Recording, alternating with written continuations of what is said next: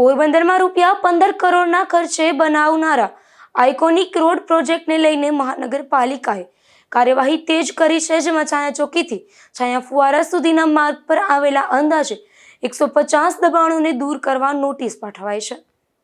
પોરબંદર મહાનગરપાલિકા દ્વારા છાયા ચોકીથી છાયા ફુવારા સુધી અંદાજે ₹15 કરોડના ખર્ચે આઇકોનિક રોડનું નિર્માણ કરવાનો નિર્ણય લેવામાં આવ્યો છે.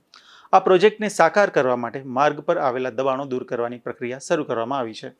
મહાનગરપાલિકા દ્વારા અગાઉ કરવામાં આવેલા સર્વેના આધારે માર્ગ પર આવેલા ઓટલા, વંડા, રવેશ સહિતના અંદાજે 150 નાના મોટા દબાણોને નોટિસ પાઠવવામાં આવી છે.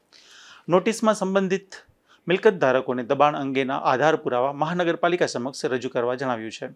નોટિસ મળતા અસરગ્રસ્તોમાં ચકચાર ફેલાઈ ગયો છે.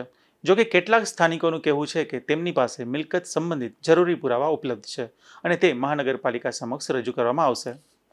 હું મહેન્દ્રભાઈ ઝાલા, વોર્ડ નંબર 10માં પોરબંદર છાયા વિસ્તારમાં રહું છું અને મારું રહેણાંક અને કોમર્શિયલ પ્રોપર્ટી આવેલી છે છાયા રોડ ઉપર, જેના પાકા દસ્તાવેજ છે, બરાબર, તેમજ પ્રોપર્ટી કાર્ડ અને સિટી સર્વે નંબર પણ છે. તો મને કમિશનર સાહેબ શ્રીએ મને 100 કોજ નોટિસ ફાળવેલી છે અને પુરાવા તમે રજૂ કરો. તો મારે પાસે તો બધા પુરાવા છે.